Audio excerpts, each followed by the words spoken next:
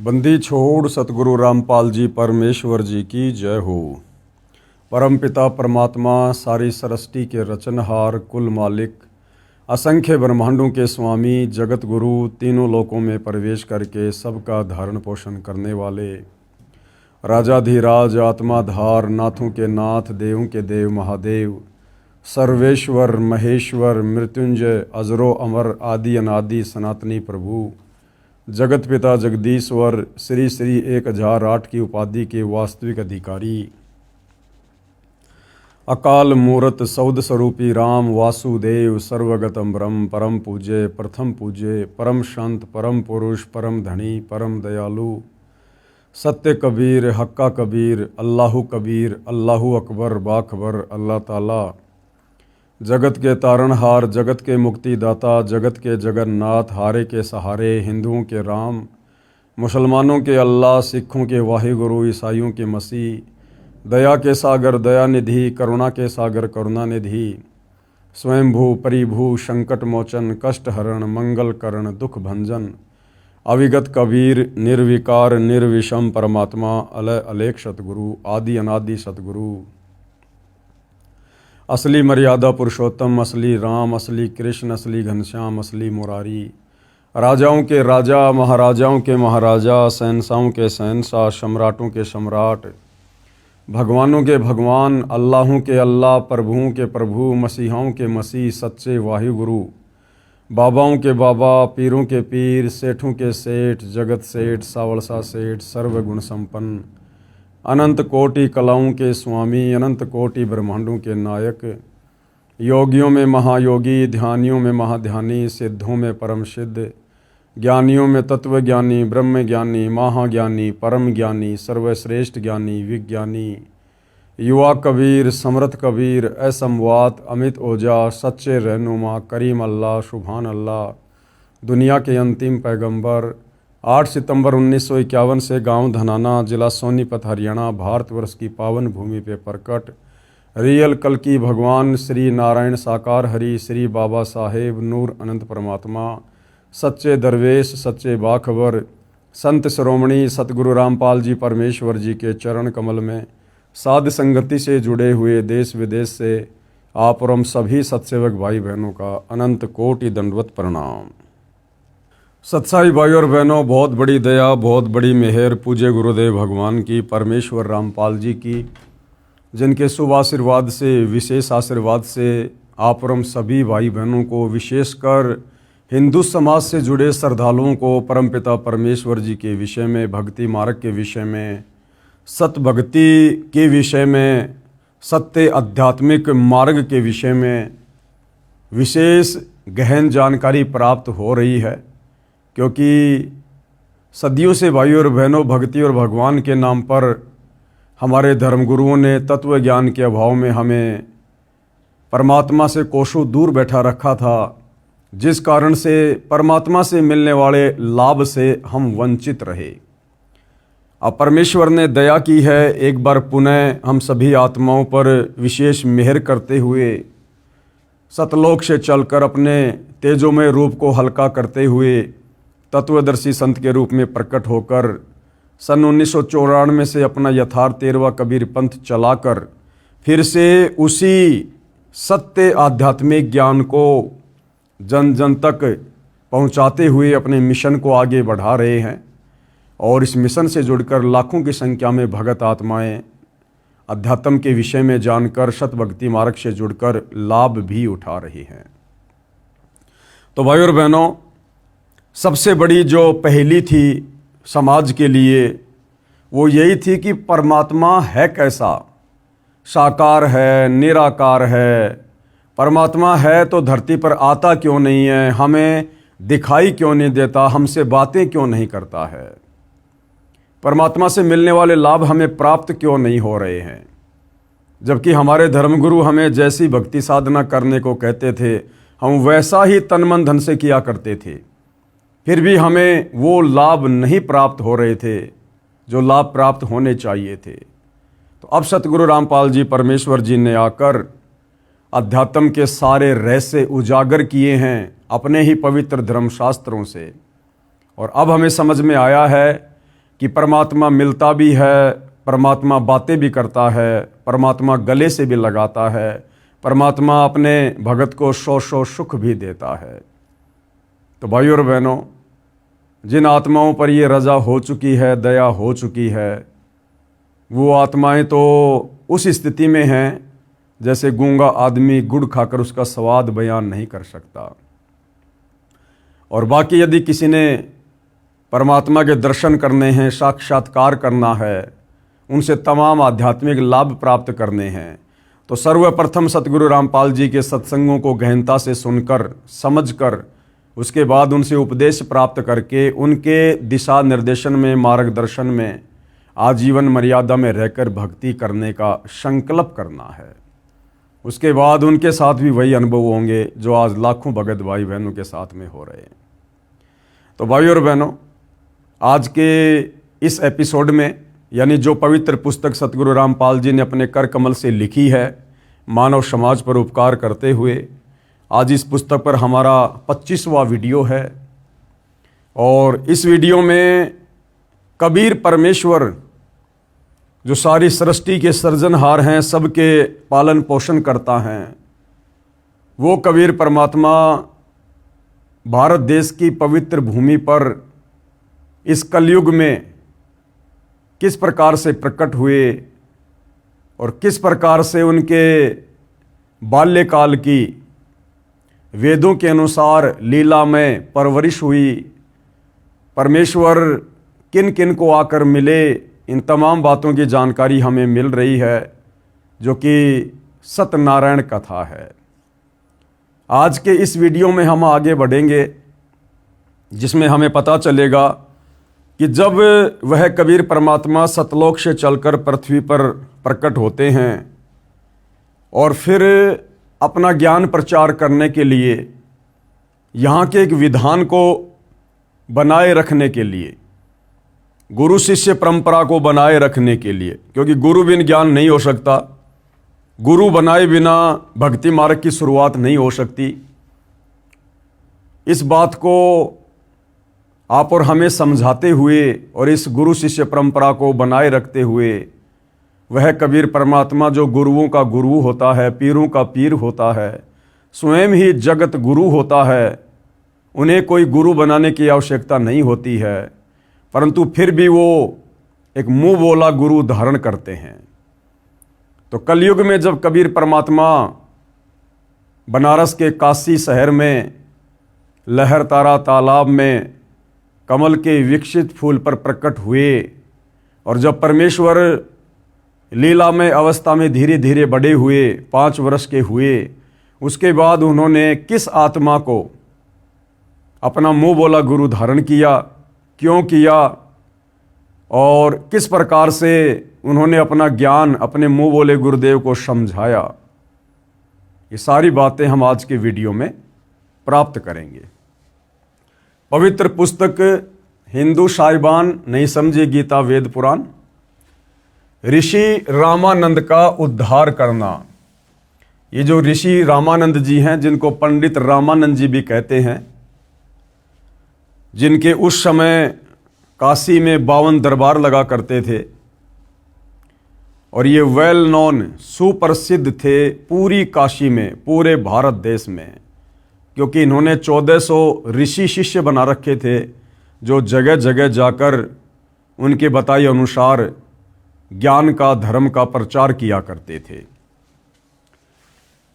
ऋषि रामानंद स्वामी को गुरु बनाकर शरण में लेना। स्वामी रामानंद जी अपने समय के सुप्रसिद्ध विद्वान कहे जाते थे। वे द्राविड़ से काशी नगर में वेद व गीता ज्ञान के प्रचार हेतु आए थे। द्राविड़ यानी पंडित रामानंद जी दक्षिणी भारत से चलकर काशी में वेद व गीता ज्ञान के प्रचार हेतु आए थे, क्योंकि उस समय काशी में ब्राह्मणों ने, पंडितों ने पाखंड पूजा को बहुत ज़्यादा फैला दिया था। ऊत भूत की पूजा बहुत ज़्यादा शुरू हो चुकी थी। इसलिए पंडित रामानंद जी दक्षिणी भारत से चलकर और बनारस के काशी शहर में आए। उस समय काशी में अधिकतर ब्राह्मण शास्त्र विरुद्ध भक्ति विधि के आधार से जनता को दिशा भ्रष्ट कर रहे थे। भूत प्रेतों के झाड़े जंत्र करके वे काशी शहर के ब्राह्मण अपना स्वार्थ सिद्ध कर रहे थे। स्वामी रामानंद जी ने काशी शहर में वेद ज्ञान व गीता जी तथा पुराणों के ज्ञान को अधिक महत्व दिया तथा वह भूत प्रेत उतारने वाली पूजा का अंत किया। अपने ज्ञान के प्रचार के लिए 1400 ऋषि बना रखे थे। स्वामी रामानंद जी ने कबीर परमेश्वर जी की शरण में आने के पश्चात 84 शिष्य और बनाए थे, जिनमें रविदास जी, नीरू नीमा, गिगनौर, राजस्थान के राजा पीपा ठाकुर आदि थे। कुल शिष्यों की संख्या 1484 कही जाती है। वे 1400 ऋषि विष्णु पुराण, शिव पुराण तथा देवी पुराण आदि मुख्य पुराणों की कथा किया करते थे। प्रतिदिन 52 सभाएं ऋषि जन किया करते थे। काशी के क्षेत्र विभाजित करके मुख्य वक्ताओं को प्रवचन करने को स्वामी रामानंद जी ने कह रखा था। स्वयं भी उन सभाओं में प्रवचन करने जाया करते थे। स्वामी रामानंद जी का बोलबाला आसपास के क्षेत्र में भी था। सारी जनता कहती थी कि वर्तमान में महर्षि रामानंद स्वामी तुल्य विद्वान, वेदों व गीता जी तथा पुराणों का सार ज्ञाता पृथ्वी पर नहीं है। परमेश्वर कबीर जी ने अपने स्वभाव अनुसार अर्थात नियम अनुसार रामानंद स्वामी को शरण में लेना था। कबीर जी ने संत गरीबदास जी को अपना सिद्धांत बताया है, जो संत गरीबदास जी यानी 12वें पंथ के प्रवर्तक छुडानी धाम हरियाणा वाले ने अपनी वाणी में लिखा है।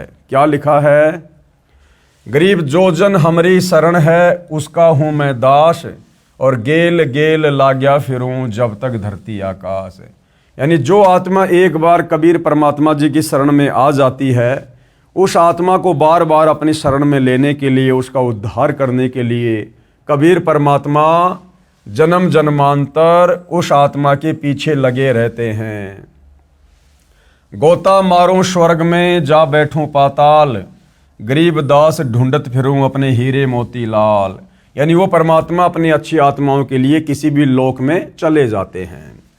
हरदम संगी बिछुड़त नाही, है महबूब सलोना वो, एक पलक में साहिब मेरा फिरता 14 भवना हो।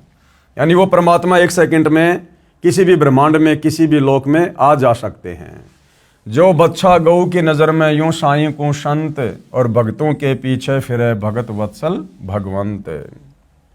कबीर कमाई आपनी कभू न निष्फल जाए, 7 समुद्र आड़े पड़े मिले अगाऊ आए। सतयुग में विद्याधर नामक ब्राह्मण के रूप में तथा त्रेता युग में वेद विज्ञ ऋषि के रूप में जन्मे स्वामी रामानंद जी वाले जीव ने परमेश्वर कबीर जी को बालक रूप में प्राप्त किया था। यानी सतयुग में और त्रेता युग में परमात्मा ने जो शिशु रूप में प्रकट होकर लीला की थी, उस लीला में जीवन में पंडित रामानंद जी वाली आत्मा ने ही उनके मुंह बोले पिता बनकर और उनकी परवरिश की थी। भगतमती कमाली वाला जीव उस समय दीपिका नाम की विद्याधर ब्राह्मण की पत्नी थी, और इसी पंडित रामानंद जी वाली आत्मा की, जो कि सतयुग में विद्याधर नाम का ब्राह्मण था, उसकी जो पत्नी की भूमिका थी वो कमाली वाली आत्मा ने की थी। वो कमाली जो शेख तकी की लड़की थी, जो 11 वर्ष की उम्र के बाद में मर चुकी थी, परमात्मा ने कब्र से निकाल के उसको जिंदा किया था और अपने पास अपनी बेटी के रूप में रखा था। वही कमाली वाली आत्मा सतयुग में विद्याधर ब्राह्मण की पत्नी थी, और त्रेता में भी वो वेद विज्ञ नाम के उसी पंडित जी की, जो रामानंद जी वाली आत्मा थी, उसकी पत्नी थी सूर्या नाम से। वही दीपिका वाली आत्मा वेद विज्ञ ब्राह्मण की पत्नी सूर्या थी, जो कलयुग में कमाली बनी। यही दोनों आत्माएं त्रेता युग में ऋषि दंपत्ति वेद विज्ञ तथा सूर्या था। उस समय भी परमेश्वर कबीर बंदी छोड़ जी शिशु रूप में इन्हें मिले थे। इसके पश्चात भी इन दोनों जीवों को अनेकों जन्म व स्वर्ग प्राप्ति भी हुई थी। क्यों? क्योंकि भाई और बहनों, वो समय पूर्ण मोक्ष प्राप्त करवाने का नहीं था। पूर्ण मोक्ष प्राप्ति का समय वर्तमान की कलयुग की बिचली पीढ़ी है, जिस समय आप और हम उत्पन्न हैं। आज से पहले केवल परमात्मा ने आत्माओं को चार्ज किया, किसी को प्रथम मंत्र दिया, किसी को शतनाम दिया, किसी को कुछ मंत्र दिया और साधना करवाकर परमात्मा ने उन आत्माओं को वर्तमान समय तक लेकर आना था, क्योंकि ये मोक्ष का प्राइम टाइम है। वही आत्माएं कलयुग में परमेश्वर कबीर जी के समकालीन हुई थी। पूर्व जन्म के संत सेवा के पुण्य अनुसार परमेश्वर कबीर जी ने उन पुण्यात्माओं को शरण में लेने के लिए लीला की। अब भाई और बहनों, आप और हमें जो परमेश्वर ने वर्तमान समय में अपने समकालीन जन्म दिया है, तो भाई और बहनों, आप और हम भी इसी प्रकार से युगों युगों से परमेश्वर की शरण में रहे हैं। आप और हमने भी इस प्रकार की भूमिकाएं निभाई हैं। परमेश्वर ने हमें चार्ज किया, कभी हम 10 साल परमात्मा की शरण में रहे, कभी 2 साल रहे, कभी 50 साल रहे, कभी आजीवन रहे, लेकिन पार नहीं हो पाए। उसी सेवा और पुण्य के प्रतिफल में आज परमेश्वर ने हमें इस मोक्ष के प्राइम टाइम में जन्म दिया है। स्वामी रामानंद जी की आयु 104 वर्ष थी। उस समय कबीर देव जी के लीला में शरीर की आयु 5 वर्ष थी। स्वामी रामानंद जी महाराज का आश्रम गंगा दरिया के आधा किलोमीटर दूर स्थित था। स्वामी रामानंद जी प्रतिदिन सूर्योदय से पूर्व गंगा नदी के तट पर बने पंचगंगा घाट पर स्नान करने जाते थे। 5 वर्षीय कबीर देव ने 2.5 यानी 2 वर्ष 6 महीने के बच्चे का रूप धारण किया तथा पंचगंगा घाट की पौड़ियों यानी सीढ़ियों में लेट गए। अब परमात्मा जी ने क्या लीला की? पंडित रामानंद जी को अपना मुंह बोला गुरु धारण करने के लिए जिस समय कबीर परमेश्वर लीला में से 5 वर्ष की आयु के थे, उस समय परमात्मा ने जानबूझकर 2.5 वर्ष के बच्चे का रूप बनाया और जहां पंचगंगा घाट पर पंडित रामानंद जी सुबह सुबह स्नान करने जाते थे, वहां सीढ़ियों पर लेट गए। स्वामी रामानंद जी प्रतिदिन की भांति स्नान करने गंगा दरिया के घाट पर गए। अंधेरा होने के कारण स्वामी रामानंद जी बालक कबीर देव को नहीं देख सके। स्वामी रामानंद जी के पैर की खड़ाऊ यानी लकड़ी का जूता सीढ़ियों में लेटे बालक कबीर देव के सिर में लगा। बालक कबीर देव लीला करते हुए रोने लगे जैसे बच्चा रोता है। स्वामी रामानंद जी को ज्ञान हुआ कि उनका पैर किसी बच्चे को लगा है, जिस कारण से बच्चा पीड़ा से रोने लगा है। स्वामी जी बालक को उठाने तथा चुप करने के लिए शीघ्रता से झुके तो उनके गले की माला, पंडित रामानंद जी के गले की माला यानी एक रुद्राक्ष की कंठी माला बालक कबीर देव के गले में डल गई, जिसे स्वामी रामानंद जी नहीं देख सके। स्वामी रामानंद जी ने बच्चे को प्यार से कहा, बेटा राम राम बोल, राम नाम से सब कष्ट दूर हो जाता है। ऐसा कहकर बच्चे के सिर को सहलाया, आशीर्वाद देते हुए सिर पर हाथ रखा। देखो भाइयों और बहनों, दीक्षा उसी समय पूर्ण होती है, सफल होती है, जब साक्षात गुरुदेव भगवान हमारे समक्ष हों, हमें मंत्र दें और उसके बाद भगत को अपना आशीर्वाद दे। आशीर्वाद देने के बाद सतगुरु की जो शक्ति है, जो पावर है, जो अंश है, वो शिष्य में प्रवेश होता है। उसके बाद ही शिष्य सही प्रकार से भक्ति कर पाता है। तो भाइयों और बहनों, वर्तमान में सन 2014 बरवाला कांड के बाद से ये जो जगह जगह नाम दीक्षा दी जा रही है सतलोक आश्रम के द्वारा, ये वर्तमान में पूर्ण दीक्षा नहीं है। पूर्ण दीक्षा सतगुरु रामपाल जी के आने के बाद पुनः सभी आत्माओं को मिलेगी, क्योंकि ये वर्तमान जो समय है सन 2014 से और वर्तमान 2025 का समय चल रहा है। आगे जब तक सतगुरु रामपाल जी हिसार जेल से बाहर आने की दया नहीं करेंगे मिशन को पूरा करके, तब तक ये जो नाम दीक्षा का जो ये कर्म है ये पूर्ण नहीं कहा जा सकता है। ठीक है, हम दीक्षा लेकर भक्ति कर रहे हैं, वो बात अलग है।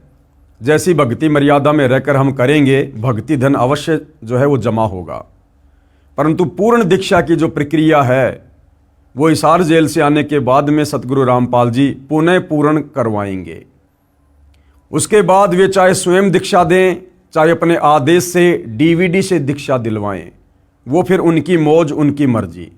परंतु वर्तमान में उनकी गैर हाजिरी में काल प्रेरणा से जगह जगह जिस प्रकार से नाम दीक्षा के अंदर अपनी नादानी और अज्ञानता के चलते सतलोक आश्रम वालों ने खोल रखे हैं, हम इसको पूर्ण दीक्षा नहीं कह सकते हैं।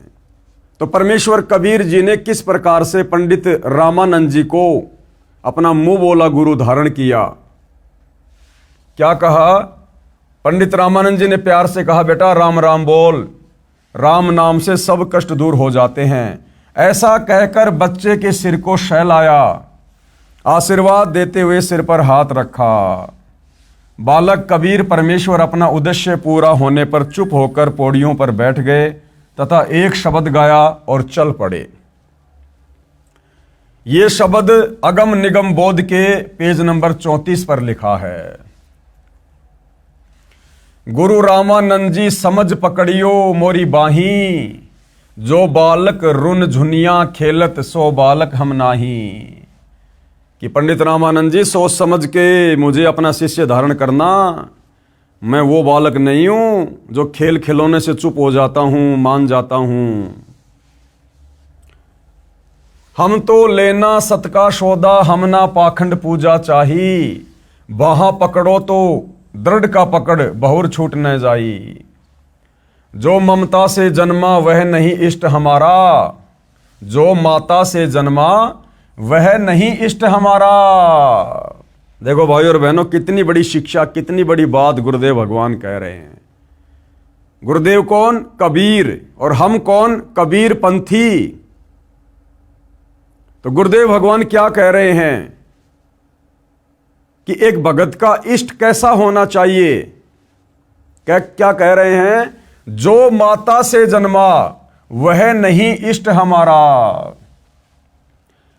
अब हम सभी भाई बहन सतगुरु रामपाल जी को अपना इष्ट कहते हैं, और उसके बावजूद भी सतलोक आश्रमों से जुड़े ज्यादातर भाई बहन, यूं कह लीजिए सभी के सभी जो आश्रमों में जाते हैं, वो सभी सतगुरु रामपाल जी को माता से जन्म लिया हुआ मानते हैं। वो सभी कहते हैं कि सतगुरु रामपाल जी का जन्म इंद्रो देवी के गर्भ से हुआ है, और सतगुरु रामपाल जी को अपना इष्ट भी कहते हैं। तो यहां परमेश्वर हमें क्या शिक्षा दे रहे हैं कि भैया अगर पूर्ण मोक्ष प्राप्त करना है तो उसको इष्ट बनाओ जो माता से जन्म ना ले, वरना मोक्ष नहीं होगा। जो माता से जन्मा वह नहीं इष्ट हमारा। अब भाई और बहनों, केवल साथ संगति से जुड़े हुए सत्सेवक भाई बहन ही हैं जो अपने पूज्य गुरुदेव सतगुरु रामपाल जी को किसी भी माता से जन्म लिया हुआ नहीं मानते हैं ज्ञान आधार से। तो असल में सतगुरु रामपाल जी हम साध संगति से जुड़े भाई बहनों के लिए इष्ट हैं। बाकी जो अपने गुरु को जन्म लिया हुआ मानता है और हर साल 8 सितंबर के दिन इन आश्रमों में उनका जन्मदिन मनाते हैं, वे किसी भी सूरत में सतगुरु रामपाल जी को इष्ट कहने के अधिकारी नहीं हैं। राम कृष्ण मरे विष्णु साथे जामन हारा, तीन गुण है तीनों देवता निरंजन चौथा कहिए। अविनाशी प्रभु इस सबसे न्यारा मोकू वह चाहिए। 5 तत्व की देना मेरी ना कोई माता जाया, और जीव उदाहरण तुमको तारण सीधा जग में आया। सीधा जग में आया, किसी माता से जन्म लेके नहीं आया। और कहते हैं मेरा शरीर आप लोगों की तरह 5 तत्व का नहीं है, हाड़ मांस चाम का नहीं है, और ना किसी माता ने मेरे को जन्म दिया। राम राम और ओम नाम ये सब काल कमाई, सत्य नाम दो मोरे सतगुरु तब काल जाल छुड़ाई। यानी पंडित रामानंद जी ने कहा कि बेटा राम राम बोल, राम राम रोते नहीं है। तो परमात्मा जी कहते हैं ये जो राम राम बोल रहे हो ना तुम, और ये जो ओम नाम है इस काल का, ये सब काल कमाई है, ये सब काल के अंतर्गत है। सतनाम दो मोरे सतगुरु तब काल जाल छुटाई, कि काल जाल से छुटकारा तो सतनाम से होगा। सतनाम बिन जन्मे मरे परम शांति नाही, और सनातन धाम मिले न कबहू भावे कोटि समाधि लाई।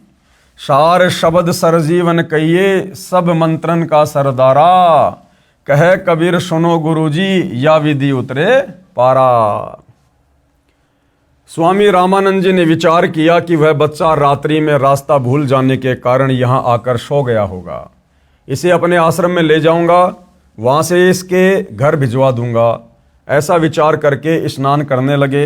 परमेश्वर कबीर जी वहाँ से अंतर्ध्यान हुए तथा अपनी झोपड़ी में सो गए। कबीर परमेश्वर ने इस प्रकार स्वामी रामानंद जी को गुरु धारण किया, गुरु शिष्य परंपरा को बनाए रखने के लिए।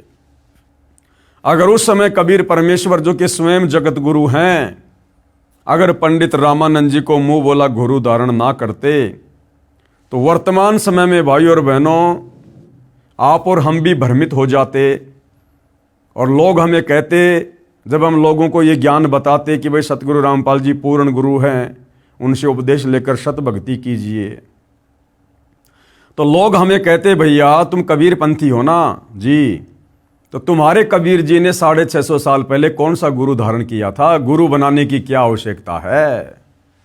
तो आज भाई और बहनों हम लोगों को समझा ही नहीं पाते और हमें भी लोग डगमग कर देते। इसलिए कबीर परमात्मा ने गुरु शिष्य परंपरा का निर्वाह किया और उसी परंपरा के तहत आज वर्तमान में 12वें पंथ में आकर सतगुरु रामपाल जी के नाम से उन्होंने आदरणीय राम देवानंद जी को, जो कि वही पंडित रामानंद जी वाली आत्मा है, उनको फिर से अपना मुंह बोला गुरु धारण किया। इसलिए आज हम सतगुरु रामपाल जी को गुरु धारण करके सत भक्ति पर लगे हुए हैं। ऋषि विवेकानंद जी से ज्ञान चर्चा। ये ऋषि विवेकानंद जी कौन थे? ये पंडित रामानंद जी ने ज्ञान प्रचार के लिए जो 1400 ऋषि शिष्य बना रखे थे, उनमें से एक थे, जो कि इन पुराणों की कथा किया करते थे। स्वामी रामानंद जी का एक शिष्य ऋषि विवेकानंद जी बहुत ही अच्छे प्रवचनकर्ता रूप में प्रसिद्ध था। ऋषि विवेकानंद जी को काशी शहर के एक क्षेत्र का उपदेशक नियुक्त किया हुआ था। उस क्षेत्र के व्यक्ति ऋषि विवेकानंद जी के धारा प्रवाह प्रवचनों को सुनकर उनकी प्रशंसा किए बिना नहीं रहते थे। उसकी कॉलोनी में बहुत प्रतिष्ठा बनी थी। प्रतिदिन की तरह ऋषि विवेकानंद जी विष्णु पुराण से कथा सुना रहे थे।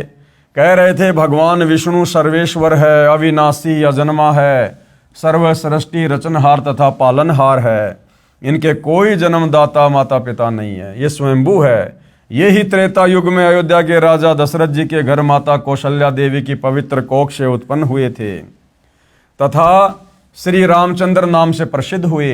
समुद्र पर सेतु बनाया, जल पर पत्थर तैराए, लंकापति रावण का वध किया।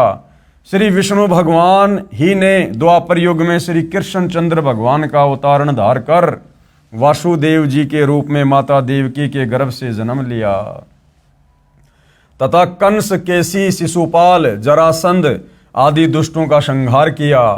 5 वर्षीय बालक कबीर देव जी भी उस ऋषि विवेकानंद जी का प्रवचन सुन रहे थे तथा सैकड़ों की संख्या में अन्य श्रोतागण भी उपस्थित थे। ऋषि विवेकानंद जी ने अपने प्रवचनों को विराम दिया तथा उपस्थित श्रोताओं से कहा, यदि किसी को कोई प्रश्न करना है तो वह निसंकोच अपनी शंका का समाधान करा सकता है। बालक कबीर परमेश्वर खड़े हुए तथा ऋषि विवेकानंद जी से करबद्ध होकर प्रार्थना की कि हे ऋषि जी, आपने भगवान श्री विष्णु जी के विषय में बताया कि ये अजन्मा है, अविनाशी है, इनके कोई माता पिता नहीं है। एक दिन एक ब्राह्मण श्री शिव पुराण के रुद्र संहिता अध्याय 6 व 7 को पढ़कर श्रोताओं को सुना रहे थे। यह दास भी, यानी कबीर परमात्मा कह रहे थे कि यह दास भी उस सत्संग में उपस्थित था। शिव पुराण में लिखा है कि निराकार परमात्मा आकार में आया, वह सदाशिव काल रूपी ब्रह्म कहलाया। उसने अपने अंदर से एक स्त्री प्रकट की जो प्रकृति देवी, अष्टंगी और त्रिदेव जननी, शिवा आदि नामों से जानी जाती है। काल रूपी ब्रह्म ने एक काशी नामक सुंदर स्थान बनाया। वहां दोनों शिव तथा शिवा अर्थात काल रूपी ब्रह्म तथा दुर्गा पति पत्नी रूप में निवास करने लगे। कुछ समय पश्चात दोनों के संभोग से एक लड़का उत्पन्न हुआ। उसका नाम विष्णु रखा। इस प्रकार दोनों के रमण करने से यानी पति पत्नी व्यवहार करने से एक पुत्र उत्पन्न हुआ, उसका नाम ब्रह्मा रखा तथा कमल के फूल पर डालकर अचेत कर दिया।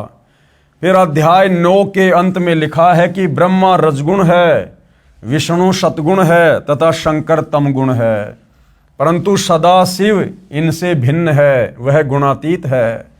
यहाँ पर सदाशिव के अतिरिक्त 3 देव श्री ब्रह्मा, श्री विष्णु तथा श्री शिव जी भी हैं। इससे सिद्ध हुआ कि इन तीनों देवों की जननी दुर्गा अर्थात प्रकृति देवी है तथा पिता काल ब्रह्म है। इन तीनों प्रभुओं विष्णु आदि का जन्म हुआ है, इनके माता पिता भी हैं। और फिर क्या कहा परमात्मा जी ने, एक दिन मैंने एक ब्राह्मण द्वारा श्री देवी पुराण के 3रे स्कंद में अध्याय 4 में 5 में सुना था कि जिसमें भगवान विष्णु ने कहा है, इन प्रकृति देवी अर्थात दुर्गा को मैंने पहले भी देखा था, मुझे अपने बचपन की याद आई है। मैं एक वट वृक्ष के नीचे पालने में लेटा हुआ था, ये मुझे पालने में झुला रही थी। उस समय मैं बालक रूप में था। प्रकृति देवी के निकट जाकर तीनों देव श्री ब्रह्मा, श्री विष्णु तथा श्री शिव जी करबद्ध होकर खड़े हो गए। भगवान विष्णु ने देवी की स्तुति की कि तुम शुद्ध स्वरूपा हो, ये संसार तुम्ही से उद्भासित हो रहा है। हमारा आविर्भाव यानी जन्म तथा तिरोभाव अर्थात मृत्यु होती है। हम अविनाशी नहीं हैं, तुम ही अविनाशी हो, प्रकृति देवी हो। भगवान शंकर बोले, हे माता, यदि आप ही के गर्भ से भगवान विष्णु तथा भगवान ब्रह्मा का जन्म हुआ है, तो क्या मैं तमोगुणी लीला करने वाला शंकर आपका पुत्र नहीं हुआ? अर्थात मुझे भी जन्म देने वाली तुम ही हो। अब पंडित विवेकानंद जी के तो होश उड़ गए, होश, कि इस बालक को इन तमाम बातों का कैसे पता चला। ये तो अनपढ़ है, ये तो शास्त्रों को हाथ भी नहीं लगा सकते। हे ऋषि विवेकानंद जी, आप कह रहे हो कि पुराणों में लिखा है कि भगवान विष्णु के तो कोई माता पिता नहीं है, ये अविनाशी हैं। इन पुराणों का ज्ञानदाता एक श्री ब्रह्मा जी है तथा लेखक भी एक ही श्री व्यास जी है, जबकि पुराणों में तो भगवान विष्णु नासवान लिखे हैं, इनके माता पिता का नाम भी लिखा है। क्यों जनता को भ्रमित कर रहे हो? और क्या कहा परमात्मा ने, कबीर वेद पढ़े पर भेद न जाने, बाचे पुराण 18, और जड़ को अंधा पान खिलावे भूल गए सृजनहारा। यानी पत्थरों की पूजा कर रहे हो और सारी सृष्टि के सृजनहार को भूले बैठे हो। कबीर परमेश्वर जी के मुख कमल से उपरोक्त पुराणों में लिखा उल्लेख सुनकर ऋषि विवेकानंद अति क्रोधित हो गया तथा उपस्थित श्रोताओं से बोले, ये बालक झूठ बोल रहा है, पुराणों में ऐसा नहीं लिखा है। उपस्थित श्रोताओं ने भी सहमति व्यक्त कर दी कि हे ऋषि जी, आप सत्य कह रहे हो, ये बालक क्या जाने पुराणों के गूढ़ रहस्य को। आप विद्वान पुरुष, परम विवेकशील हो, आप इस बच्चे की बातों पर ध्यान ना दो। ऋषि विवेकानंद जी ने पुराणों को उसी समय देखा जिसमें सर्व विवरण विद्वान था, यानी ज्यों का त्यों लिखा हुआ था, परंतु मानहानि के भय से अपने झूठे वक्तव्य पर ही दृढ़ रहते हुए कहा, हे बालक, तेरा क्या नाम है? तू किस जाति में जन्मा है? तूने तिलक लगाया है? क्या तूने कोई गुरु धारण किया है? जल्दी बता। कबीर परमेश्वर जी ने बोलने से पहले ही श्रोता बोले कि हे ऋषि जी, इसका नाम कबीर है, ये नीरू जुलाई का पुत्र है। कबीर जी बोले, ऋषि जी, मेरा यही परिचय है जो श्रोताओं ने आपको बताया, मैंने गुरु धारण कर रखा है। ऋषि विवेकानंद जी ने पूछा, क्या नाम है तेरे गुरुदेव का? परमेश्वर कबीर जी ने कहा कि मेरे पूज्य गुरुदेव वही हैं जो आपके गुरुदेव हैं, यानी पंडित रामानंद जी। उनका नाम है पंडित रामानंद जी। अब इतनी बातें सुनकर भाइयों और बहनों, विवेकानंद जी का माथा ठनक गया। जुलाहे के बालक कबीर परमेश्वर जी के मुख कमल से स्वामी रामानंद जी को अपना गुरुजी बताने से ऋषि विवेकानंद जी ने ज्ञान चर्चा का विषय बदलकर परमेश्वर कबीर जी को बहुत बुरा भला कहा तथा श्रोताओं को भड़काने व वास्तविक विषय भुलाने के उद्देश्य से कहा, देखो रे भाइयों, ये कितना झूठा बालक है। मेरे पूज्य गुरुदेव श्री 1008 स्वामी रामानंद जी को अपना गुरु जी कह रहा है। भाई और बहनों, ये श्री श्री 1008 की जो उपाधि है, ये उन महापुरुषों के नाम से पहले लगाई जाती है जो चारों वेदों के प्रकांड ज्ञाता होते हैं। लेकिन पंडित रामानंद जी चारों वेदों के प्रकांड ज्ञाता नहीं थे, केवल वो संस्कृत भाषा के ज्ञाता थे और उन्होंने वेदों को कंठस्थ याद कर रखा था, वेदों के सार से वो परिचित नहीं थे। इसलिए इस श्री श्री 1008 की उपाधि के वास्तविक अधिकारी वर्तमान में केवल सतगुरु रामपाल जी हैं। मेरे गुरुजी तो इन अछूतों के दर्शन भी नहीं करते, शूद्रों का अंग भी नहीं छूते। अभी जाता हूं, गुरुजी को बताता हूं। भाई श्रोताओं, आप सब कल स्वामी जी के आश्रम पर आना सुबह सुबह। इस झूठे की कितनी पिटाई स्वामी रामानंद जी करेंगे, इसने हमारे गुरुदेव का नाम मिट्टी में मिलाया है। सभी श्रोता बोले ये बालक मूर्ख झूठा गवार है, आप विद्वान हो। कबीर जी ने कहा, निरंजन धन तेरा दरबार, जहां पर तनिक न न्याय विचार। निरंजन धन तेरा दरबार, जहां पर तनिक न न्याय विचार। परमात्मा जो खरी खरी कह रहे थे, सत्य कह रहे थे, प्रमाणित बातें कर रहे थे, उनको तो झूठा सिद्ध कर दिया। और वो झूठा व्यक्ति जो वो शास्त्रों के सार को ना समझकर उआ बाई बक रहा था, उसको वहां पर विद्वान साबित कर दिया। तो परमात्मा कहते हैं, हे काल निरंजन, तेरा दरबार, तेरा लोक धन्य है।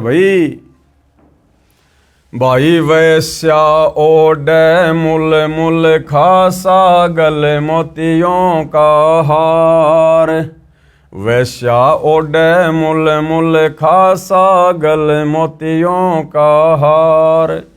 पतिव्रता को मिले न खादी, सूखा निरस आहार। निरंजन धन तेरा दरबार, निरंजन धन तेरा दरबार, जहां पर तनिक न न्याय विचार। वैश्या ओडे मुल मुल खासा, यानी जो वैश्या है सारा दिन बुरे काम करे, निकम्मे काम करे, बदौरत। वो तो बढ़िया बढ़िया खाती है, बढ़िया बढ़िया कपड़े पहनती है और गले में मोतियों के लाखों के हार पहनती है। और जो पतिव्रता स्त्री होती है, कहते हैं उसको तो पहनने को खादी का कपड़ा भी ढंग से नहीं मिलता और खाने को बिल्कुल सूखा निरस आहार भोजन। भाई पाखंडी की पूजा, जग में संत को कहें लबार। पाखंडी की पूजा, जग में संत को कहें लबार। अज्ञानी को परम विवेकी, ज्ञानी को मूढ़ गंवार। निरंजन धन तेरा दरबार, जहां पर तनिक न न्याय विचार। पाखंडी की संसार में पूजा हो रही है, जो शास्त्र विरुद्ध साधना करवाता है, दुनिया भर का दिखावा करता है, उसकी तो संसार में वाहवाही हो रही है काल के लोक में। और वास्तव में जो संत है, जो हमारे शुभ चिंतक हैं, जो वेदों के अनुसार साधना दे रहे हैं, सत भक्ति मार्ग दे रहे हैं, दुनिया उनको कह रही है तो लबाड़ है, मूर्ख आदमी है। और अज्ञानी को परम विवेकी, वो पंडित विवेकानंद, उस अज्ञानी को तो लोगों ने तालियां पीटकर परम विवेकी घोषित कर दिया। और कबीर परमात्मा जो परम ज्ञानी थे, परम ज्ञानी हैं, उनको गवार साबित कर दिया कि ये तो जुलाहे का बेटा है, अनपढ़ है, ये क्या जाने पुराणों के बारे में। तो परमात्मा कह रहे हैं, कहें कबीर सुनो भाई साधो, सब उल्टा व्यवहार। कहें कबीर सुनो भाई साधो, या सब उल्टा व्यवहार। साचों को तो झूठ बतावे, इन झूठों का एतबार। निरंजन धन तेरा दरबार, जहां पर तनिक न न्याय विचार। बंदी छोड़ कबीर परमेश्वर जी अपने घर चले गए। वह ऋषि विवेकानंद अपने गुरु रामानंद स्वामी जी के आश्रम में गया तथा सारी घटना की जानकारी बताई। हे स्वामी जी, एक छोटी जाति का जुलाहे का लड़का कबीर अपने आप को बड़ा विद्वान सिद्ध करने के लिए भगवान विष्णु जी को नाशवान बताता है। हे ऋषि जी, उसने तो हम ब्राह्मणों का घर से निकलना ही दूभर कर दिया है, हमारी नाक काट डाली, अर्थात हमें महाशर्मिंदा लज्जित होना पड़ रहा है। उसने कल भरी सभा में कहा है कि पंडित रामानंद स्वामी मेरे गुरुजी हैं, मैंने उनसे दीक्षा ले रखी है। उस कबीर ने तिलक भी लगा रखा था, जैसा हम वैष्णव संत लगाते हैं। अपने शिष्य विवेकानंद की बात सुनकर स्वामी रामानंद जी बहुत क्रोधित होकर बोले, हे विवेकानंद, कल सुबह उसे मेरे सामने उपस्थित करो, देखना सबके सामने उसकी झूठ का पर्दाफाश करूंगा। क्योंकि भाई और बहनों, उस समय तक पंडित रामानंद जी वो भी छुआछूत किया करते थे।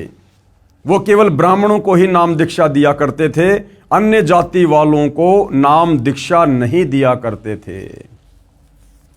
कबीर जी द्वारा स्वामी रामानंद के मन की बात बताना।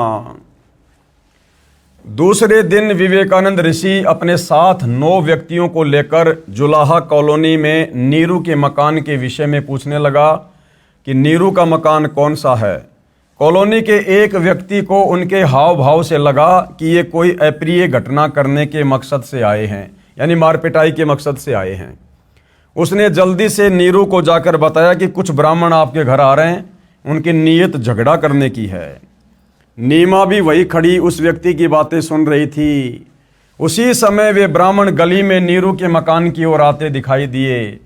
नीमा समझ गई कि अवश्य इस कबीर ने इन ब्राह्मणों से ज्ञान चर्चा की है, वे ईर्ष्यालु व्यक्ति मेरे बेटे को मार डालेंगे। इतना विचार करके सोए हुए बालक कबीर को जगाया तथा अपनी झोपड़ी के पीछे ले गई, वहां लेटा कर ऊपर रजाई डाल दी तथा कहा, बेटा बोलना नहीं है, कुछ व्यक्ति झगड़ा करने के मकसद से अपने घर आ रहे हैं। नीमा अपने घर के द्वार पर गली में खड़ी हो गई। तब तक वे ब्राह्मण घर के निकट आ चुके थे। उन्होंने पूछा, क्या नीरू का घर यही है? नीमा ने उत्तर दिया, हाँ ऋषि जी यही है, कहो कैसे आना हुआ। ऋषि विवेकानंद बोला, कहाँ है तुम्हारा शरारती बच्चा कबीर? कल उसने भरी सभा में मेरे गुरुदेव का अपमान किया है, आज उसकी पिटाई गुरुजी सबके सामने करेंगे, इसको सबक सिखाएंगे। नीमा बोली, मेरा बेटा निर्दोष है, वह किसी का अपमान नहीं कर सकता। आप मेरे बेटे से ईर्ष्या रखते हो। कभी कोई ब्राह्मण उलाने यानी शिकायत लेकर आता है, कभी कोई तो कभी कोई आता है। आप मेरे बेटे की जान के शत्रु क्यों बने हो? लौट जाइए।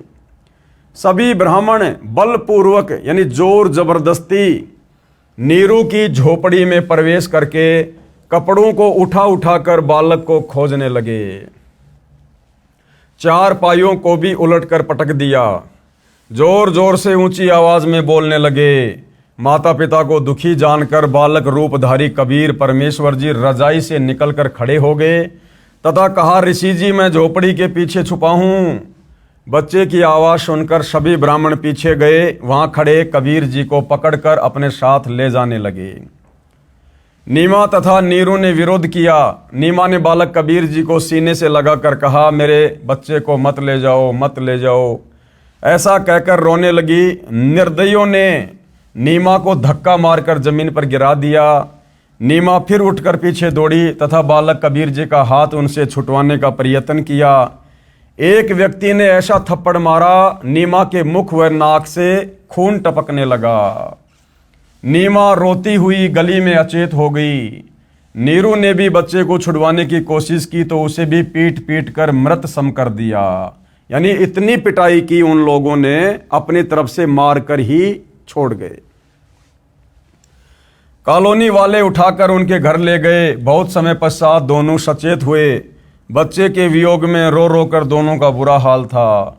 नीरू चोट के कारण चल फिरने में असमर्थ जमीन पर गिरकर विलाप कर रहा था। कभी चुप होकर भयभीत हुआ गली की ओर देख रहा था।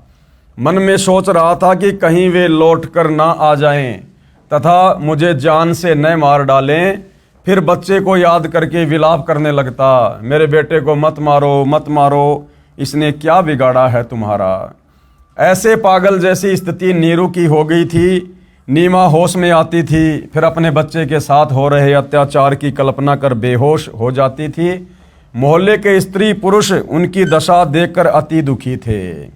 अब देखो भाई और बहनों, ये है सत्यनारायण कथा।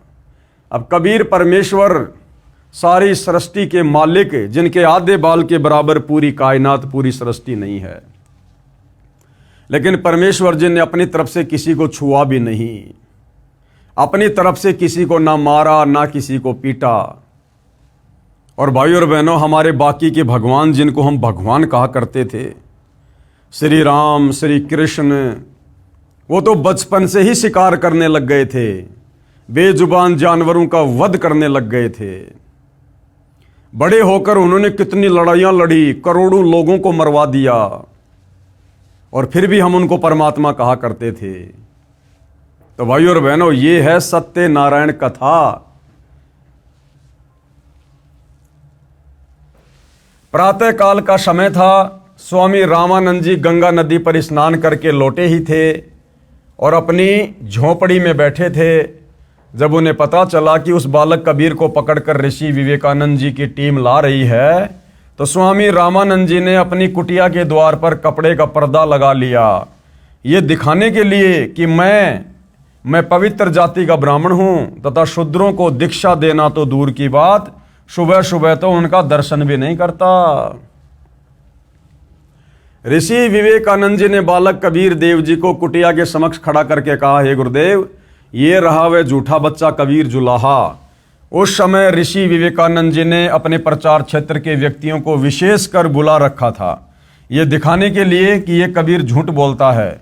स्वामी रामानंद जी कहेंगे, मैंने इसको कभी दीक्षा नहीं दी, जिससे सभी उपस्थित व्यक्तियों को ये बात जचेगी कि कबीर पुराणों के विषय में भी झूठ बोल रहा था, जिनके बारे में कबीर जी ने लिखा बताया था कि श्री विष्णु जी, श्री शिव जी तथा ब्रह्मा जी नाशवान हैं, इनका जन्म होता है तथा मृत्यु भी होती है, तथा इनकी माता का नाम प्रकृति देवी अर्थात दुर्गा है, तथा पिता का नाम सदाशिव अर्थात काल ब्रह्म है।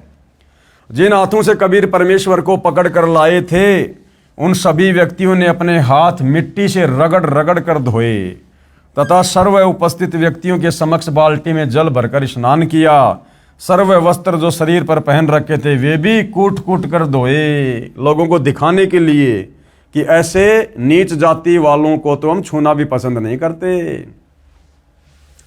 स्वामी रामानंद जी ने अपनी कुटिया के द्वार पर खड़े 5 वर्षीय बालक कबीर से ऊंची आवाज में प्रश्न किया, हे बालक, आपका क्या नाम है?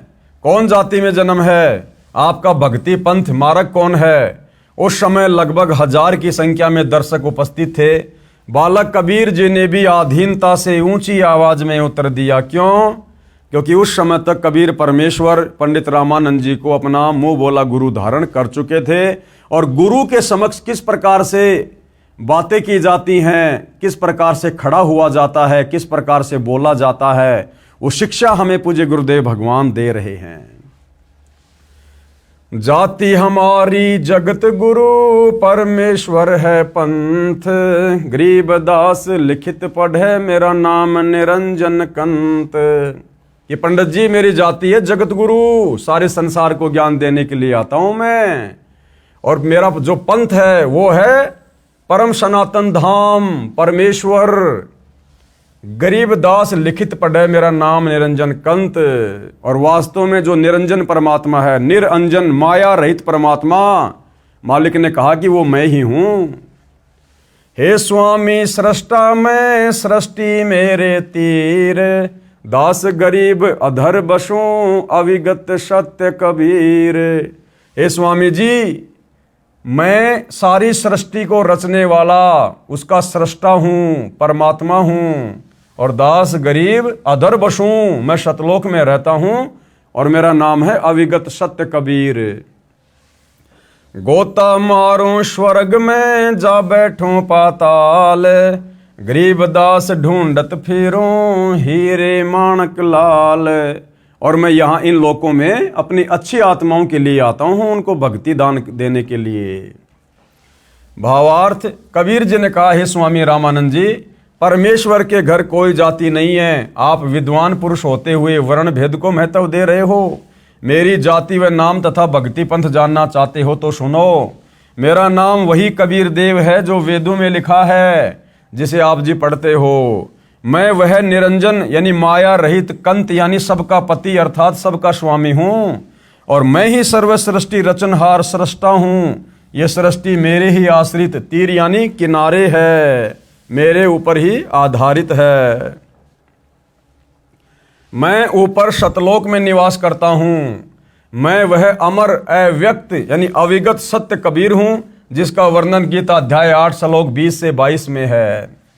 हे स्वामी जी, गीता अध्याय 7 श्लोक 24 में गीता ज्ञानदाता अर्थात काल ब्रह्म क्षर पुरुष अपने विषय में बताता है कि यह मूर्ख मनुष्य समुदाय मुझ अव्यक्त को कृष्ण रूप में व्यक्ति मान रहे हैं। मैं सबके समक्ष प्रकट नहीं होता। ये मनुष्य समुदाय मेरे इस अश्रेष्ठ अटल नियम से अपरिचित है। गीता अध्याय 7 श्लोक 25 में कहा कि मैं यानी गीता ज्ञानदाता अपनी योग माया सिद्धि शक्ति से छुपा हुआ अपने वास्तविक रूप में सबके समक्ष प्रत्यक्ष नहीं होता।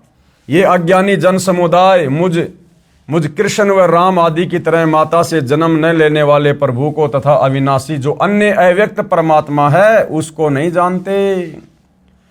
हे स्वामी रामानंद जी, गीता अध्याय 7 श्लोक 24-25 में गीता ज्ञानदाता काल ब्रह्म ने अपने को अव्यक्त कहा है। यह प्रथम अव्यक्त प्रभु हुआ। अब सुनो दूसरे तथा तीसरे अव्यक्त प्रभुओं के विषय में। गीता अध्याय 8 श्लोक 18-19 में गीता ज्ञानदाता ने अपने से अन्य अव्यक्त परमात्मा का वर्णन किया है। कहा है, यह सर्व चराचर प्राणी दिन के समय अव्यक्त परमात्मा से उत्पन्न होते हैं, रात्रि के समय उसी में लीन हो जाते हैं। ये जानकारी काल ब्रह्म ने अपने से अन्य अव्यक्त प्रभु यानी पर ब्रह्म अक्षर पुरुष के विषय में दी है। ये दूसरा अव्यक्त प्रभु हुआ। और तीसरे अव्यक्त परमात्मा अर्थात परम अक्षर ब्रह्म के विषय में गीता अध्याय 8 श्लोक 20 से 22 में कहा है कि जिस अव्यक्त प्रभु का गीता अध्याय 8 श्लोक 18-19 में वर्णन किया है वह पूर्ण प्रभु नहीं है, वह भी वास्तव में अविनाशी प्रभु नहीं है, परंतु उस अव्यक्त जिसका विवरण उपरोक्त श्लोक 18-19 में है उससे भी अति परे दूसरा जो सनातन अव्यक्त भाव है वह परम दिव्य परमेश्वर सब भूतों यानी प्राणियों के नष्ट होने पर भी नष्ट नहीं होता। वह अक्षर अव्यक्त अविनाशी अविगत अर्थात वास्तव में अविनाशी अव्यक्त प्रभु इस नाम से कहा गया है। उसी अक्षर अव्यक्त की प्राप्ति को परम गति कहते हैं। जिस दिव्य परम परमात्मा को प्राप्त होकर साधक वापस लौटकर इस संसार में नहीं आते। इसी का विवरण गीता अध्याय 15 श्लोक 1 से 4 तथा श्लोक 16-17 में भी है। वह धाम अर्थात जिस लोक में वह अविनाशी परमात्मा रहता है वह धाम स्थान मेरे वाले लोक ब्रह्म लोक से श्रेष्ठ है। कौन कह रहा है? काल। जिस अविनाशी परमात्मा के अंतर्गत सब प्राणी हैं, जिस सच्चिदानंद घन परमात्मा से यह समस्त जगत परिपूर्ण है, वह सनातन अव्यक्त परमेश्वर तो अनन्य भक्ति से प्राप्त होने योग्य है। गीता अध्याय 8 श्लोक 20, 21, 22। हे स्वामी रामानंद जी, मैं वही तीसरी श्रेणी वाला अव्यक्त सत्य यानी सनातन अविनाशी भाव वाला परमेश्वर कबीर हूं, जिसे वेदों में कबीर देव कहा है। वही कबीर देव मैं कहलाता हूं। हे स्वामी रामानंद जी, सर्व सृष्टि को रचने वाला सृष्टा मैं ही हूं। मैं ही आत्मा का आधार जगत गुरु जगत पिता बंधु तथा जो सत्य साधना करके सतलोक जा चुके हैं उनको सतलोक पहुंचाने वाला मैं ही हूं। काल ब्रह्म की तरह धोखा न देने वाले स्वभाव वाला कबीर देव मैं ही हूं, जिसका प्रमाण अथर्ववेद कांड 4 अनुवाक 1 मंत्र 7 में लिखा है। कांड नंबर 4 अनुवाक नंबर 1 मंत्र नंबर 7। इसमें क्या लिखा है? ये संस्कृत में श्लोक आप जियों के सामने है। हम सीधा इसके भावार्थ पर चलेंगे। केवल हिंदी अनुवाद। जो अचल अर्थात अविनाशी जगत पिता भक्तों का वास्तविक साथी अर्थात आत्मा का आधार बड़ा स्वामी अर्थात परमेश्वर है, वह जगत गुरु तथा विनम्र पुजारी अर्थात विधिवत साधक को सुरक्षा के साथ सतलोक ले गए हुओं को यानी जो मोक्ष प्राप्त कर चुके हैं उनको सतलोक ले जाने वाला सर्व ब्रह्मांडों की रचना करने वाला जगदम्बा अर्थात माता वाले गुणों से भी युक्त काल की तरह धोखा न देने वाले स्वभाव अर्थात गुणों वाला ज्यों का त्यों अर्थात वैसा ही वह आप कबीर देव है। अर्थात भाषा भिन्न इसे कबीर परमेश्वर भी कहते हैं। अब इसका सीधा सीधा भावार्थ क्या है, सीधा सीधा इसका अर्थ क्या है? इस मंत्र में यह भी स्पष्ट कर दिया है कि उस परमेश्वर का नाम कबीर देव अर्थात कबीर परमेश्वर है, जिसने सर्व रचना की है। जो परमेश्वर अचल अर्थात वास्तव में अविनाशी, गीता अध्याय 15 श्लोक 16-17 में भी प्रमाण है। जगत गुरु परमेश्वर आत्माधार, जो पूर्ण मुक्त होकर शतलोक गए हैं, यानी जो मोक्ष प्राप्त कर चुके हैं, उनको शतलोक ले जाने वाला, सर्व ब्रह्मांडों का रचनहार, काल ब्रह्म की तरह धोखा न देने वाला, ज्यों का त्यों वह स्वयं कबीर देव अर्थात कबीर प्रभु है। यही परमेश्वर सारे ब्रह्मांडों व प्राणियों को अपने शब्द शक्ति से उत्पन्न करने के कारण जनिता यानी माता भी कहलाता है, क्योंकि हम सभी परमेश्वर के वचन से उत्पन्न हैं। तथा पितरम यानी पिता तथा बंधु भाई भी वास्तव में यही है, तथा देव यानी परमेश्वर भी यही है। इसलिए इसी कबीर देव अर्थात कबीर परमेश्वर की स्तुति किया करते हैं। तमेव माता च पिता तमेव, तमेव बंधु च सखा तमेव, तमेव विद्या च द्रविणम तमेव, तमेव सर्व मम देव देव। इसी परमेश्वर की महिमा का पवित्र ऋग्वेद मंडल नंबर 1 सूक्त नंबर 24 में विस्तृत विवरण है। 5 वर्षीय बालक के मुख से वेदों व गीता के गूढ़ रहस्य को सुनकर ऋषि रामानंद जी आश्चर्यचकित रह गए तथा गुस्से में होकर अपशब्द कहने लगे। और क्या कहा? रामानंद अधिकार सुन जुल्हा अक जगदीश, दास गरीब विलंब ना ताहि नवावत शीस। रामानंद को गुरु कहे तन से नहीं मिलात, दास गरीब दर्शन भये पैड़ लगी ज्यों लात। पंथ चलत ठोकर लगी राम नाम कह दीन, दास गरीब कसर नहीं सीख लई परबीन। आडा पर्दा लाए कर रामानंद बोजंत, दास गरीब कुलंग छवि अधर डाक कुदंत। कौन जात कुल पंथ है कौन तुम्हारा नाम, दास गरीब आदीन गति बोलत है बलि जाऊं मैं। जाति हमारी जगत गुरु परमेश्वर है पंथ, दास गरीब लिखित पर नाम निरंजन कंत। रे बालक सुंदर बुद्धि घटमट तन आकार, दास गरीब दरस लग्या हो बोले सिरजनहार। तुम मोमन के पालवा जुल्हे के घर बास, दास गरीब अज्ञान गति एता दृढ़ विश्वास। मान बड़ाई छोड़ कर बोलो बालक बैन, दास गरीब अधम मुखी एता तुम घट फैन। तरक तलु से बोले ते रामानंद सुर ज्ञान, दास गरीब को जाती है आखिर नीच निदान। परमेश्वर कबीर देव जी ने प्रेम पूर्वक उत्तर दिया और क्या कहा मालिक ने? महके बदन खुलास कर सुन स्वामी परबीन, दास गरीब मनी मरे मैं आजिज आधीन। मैं अविगत गति से परे चार वेद से दूर, दास गरीब दसों दिशा सकल सिंध भरपूर। सकल सिंध भरपूर हूँ खालिक हमरा नाम, दास गरीब अजाति हूँ तय जो कया बलि जाऊं। जाति पाति मेरे नहीं नहीं बस्ती नहीं गाम, दास गरीब अनिन गति नहीं हमारे चाम। नाद बिंद मेरे नाही नाही गुदा नहीं गात, दास गरीब शब्द सजा नहीं किसी का साथ। सब संगी बिछरू नाही आदि अंत बहु जाही, दास गरीब शकल बसों बाहर भीतर माही।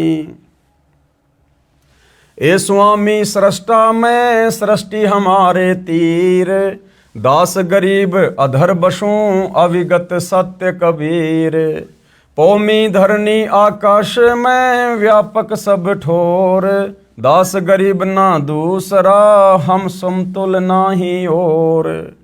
हम दासन के दास हैं कर्ता पुरुष करीम, दास गरीब अवधूत हम ब्रह्मचारी सीम। सुन रामानंद राम हम मैं बावन नरसिंह, दास गरीब कली कली, हम ही से कृष्ण अभंग।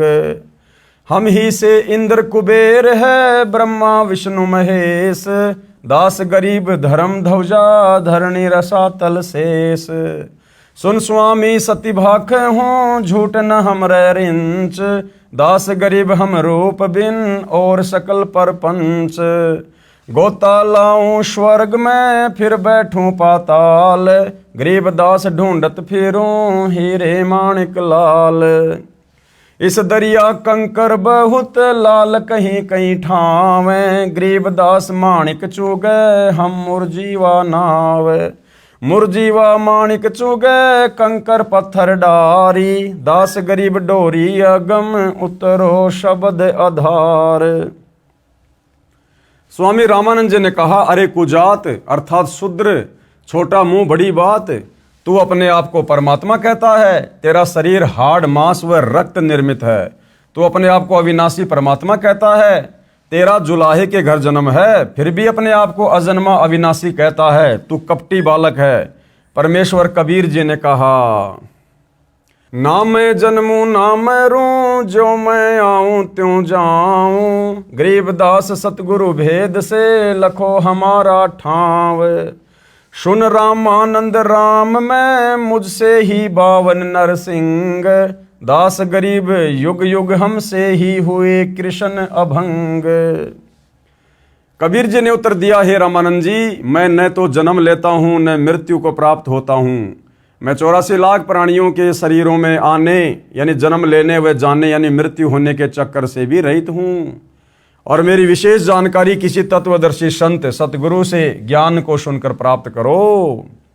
गीता अध्याय 4 श्लोक 34 तथा यजुर्वेद अध्याय 40 मंत्र 10 व 13 में वेद ज्ञान दाता स्वयं कह रहा है कि उस पूर्ण परमात्मा के तत्व यानी वास्तविक ज्ञान से मैं अपरिचित हूं।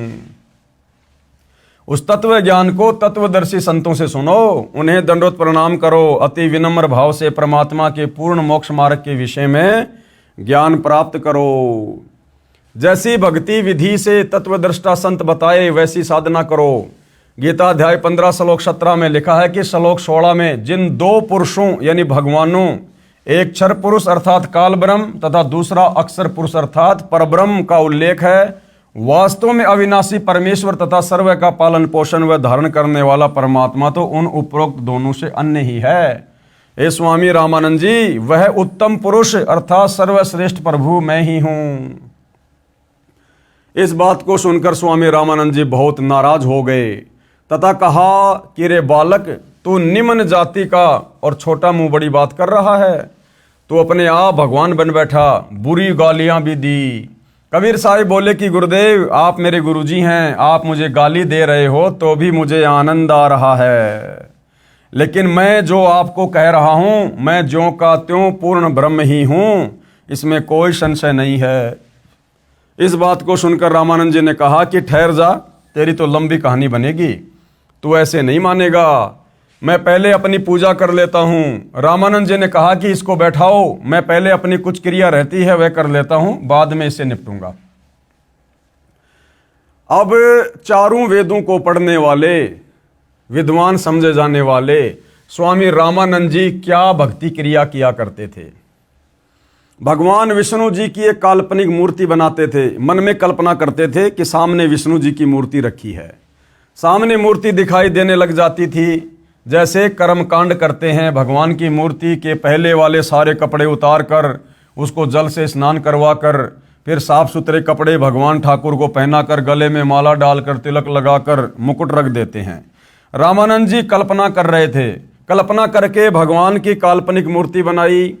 श्रद्धा से जैसे नंगे पैरों जाकर आप ही गंगा जल लाए हों, ऐसी अपनी भावना बनाकर ठाकुर जी की मूर्ति के कपड़े उतारे, फिर स्नान करवाया तथा नए वस्त्र पहना दिए, तिलक लगा दिया, मुकुट रख दिया और माला यानी कंठी डालनी भूल गए। कंठी न डाले तो पूजा अधूरी और मुकुट रख दिया तो उस दिन मुकुट उतारा नहीं जा सकता।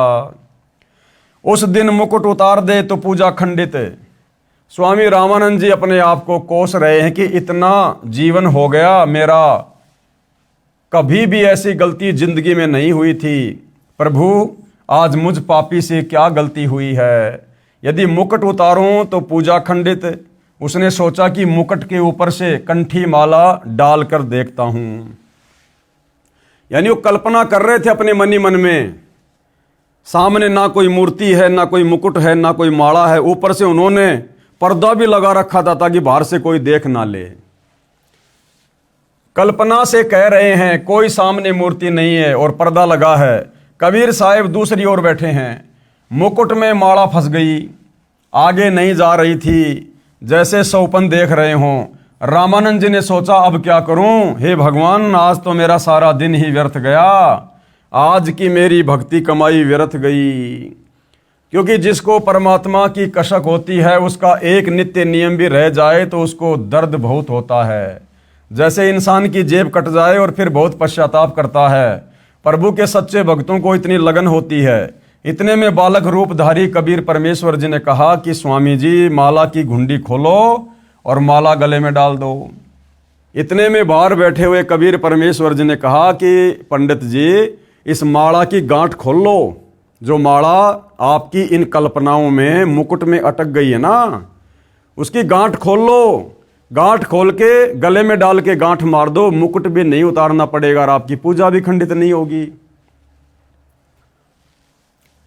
इतने में बालक रूपधारी कबीर परमेश्वर जी ने कहा कि स्वामी जी माला की घुंडी खोलो और माला गले में डाल दो, फिर गांठ लगा दो, मुकुट उतारना नहीं पड़ेगा। रामानंद जी काहे का मुकुट उतारे था, काहे की गांठ खोले था। कुटिया के सामने लगा पर्दा भी स्वामी रामानंद जी ने अपने हाथ से फेंक दिया और ब्राह्मण समाज के सामने उस कबीर परमेश्वर को सीने से लगा लिया। रामानंद जी ने कहा कि हे भगवान आपका तो इतना कोमल शरीर है जैसे रुई हो। जब पंडित रामानंद जी ने कबीर परमेश्वर जी को सीने से लगाया तो परमात्मा का ऐसा कोमल शरीर था जैसे रुई, फोम। आपके शरीर की तुलना में मेरा तो पत्थर जैसा शरीर है। एक तरफ तो प्रभु खड़े हैं और एक तरफ जाति व धर्म की दीवार यानी वो जनता खड़ी है। प्रभु चाहने वाली आत्माएं धर्म की बनावटी दीवार को तोड़ना श्रेयकर समझते हैं। वैसा ही स्वामी रामानंद जी ने किया। सामने पूर्ण परमात्मा को पाकर न जाति देखी, न धर्म देखा, न छुआछात, केवल आत्म कल्याण देखा। इसे ब्राह्मण कहते हैं, विद्वान कहते हैं। बोलत रामानंद जी हम गड़बड़ा सुकाल, गरीब दास पूजा करे मुकुट फही जदमाल। सेवा करो संभाल कर सुन स्वामी सुरज्ञान, गरीब दास सिर मुकुट धर माला अटकी जान। स्वामी गुंडी खोल कर फिर माला गलडार, और गरीब दास इस भजन को जानत है करतार। मन की कल्पनाओं को केवल परमात्मा ही जान सकता है। ड्योढ़ी पर्दा दूर कर लिया कंठ लगाए, गरीब दास गुजरी बहुत बदने बदन मिलाए। मन की पूजा तुम लखी मुकुट माल प्रवेश, गरीब दास गति को लख है तेरा कौन वर्ण क्या भेख है। ये तो तुम शिक्षा दई मान लई मनमोर, गरीब दास कोमल पुरुष हमरा बदन कठोर। कबीर देव द्वारा ऋषि रामानंद के आश्रम में दो रूप धारण करना। आगे कबीर परमेश्वर जी ने पंडित रामानंद जी के सामने और क्या लीला करके दिखाई। स्वामी रामानंद जी ने परमेश्वर कबीर जी से कहा कि आपने झूठ क्यों बोला। कबीर परमेश्वर जी बोले कैसा झूठ स्वामी जी। स्वामी रामानंद जी ने कहा कि आप कह रहे थे कि आपने मेरे से नाम ले रखा है, आपने मेरे से उपदेश कब लिया। बालक रूपधारी कबीर परमेश्वर जी बोले एक समय आप नहाने के लिए पंचगंगा घाट पर गए थे, मैं वहां लेटा हुआ था, आपके पैरों की खड़ाऊ मेरे सिर में लगी थी। आपने कहा था कि बेटा राम राम बोलो। रामानंद जी बोले हाँ अब कुछ याद आया, परंतु वह तो बहुत ही छोटा बच्चा था, क्योंकि उस समय 5 वर्ष की आयु के बच्चे बहुत बड़े हो जाया करते थे तथा 5 वर्ष के बच्चे के शरीर तथा 2.5 वर्ष के बच्चे के शरीर में दुगना अंतर हो जाता था। तो पंडित रामानंद जी ने कहा कि भाई वो बच्चा तो बहुत छोटा था, आप तो नहीं हो सकते। कबीर परमेश्वर जी ने कहा स्वामी जी देखो मैं ऐसा था। स्वामी रामानंद जी के सामने भी खड़े हैं और एक 2.5 वर्ष के बच्चे का दूसरा रूप बनाकर किसी भगत की वहां पर चारपाई बिछी थी उसके ऊपर विराजमान हो गए। रामानंद जी ने 6 बार तो इधर देखा, 6 बार उधर देखा, फिर आंखें मल मल कर देखा कि कहीं तेरी आंखें धोखा तो नहीं खा रही हैं। इस प्रकार देख ही रहे थे कि इतने में कबीर परमेश्वर जी का छोटे वाला रूप यानी 2.5 वर्ष के बच्चे वाला रूप हवा में उड़ा और कबीर परमेश्वर जी के बड़े 5 वर्ष वाले स्वरूप में समा गया।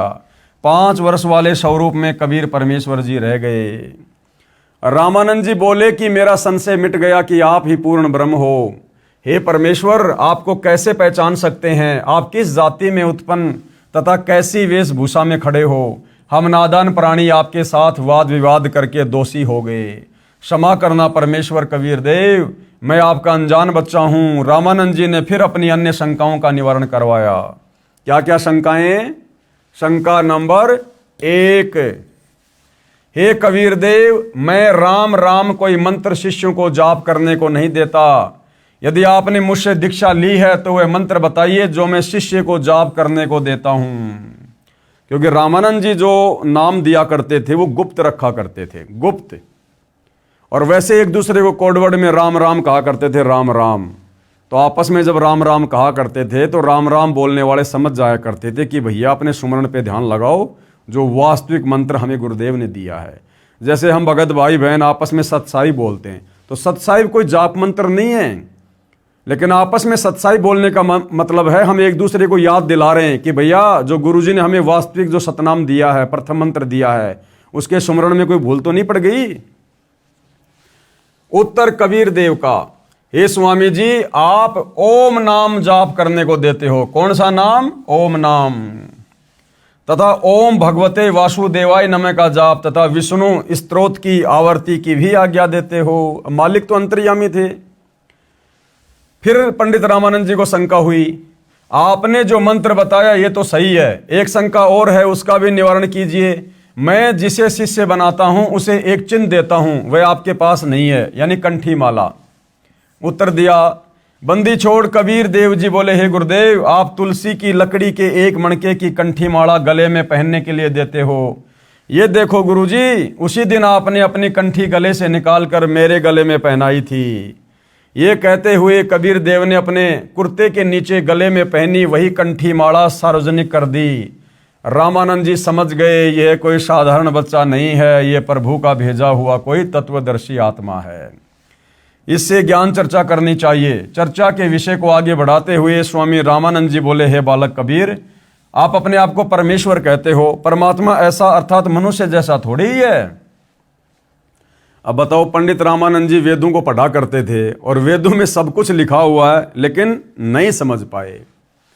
हे कबीर जी, उस स्थान यानी परम धाम को यदि एक बार दिखा दें तो मन शांत हो जाएगा।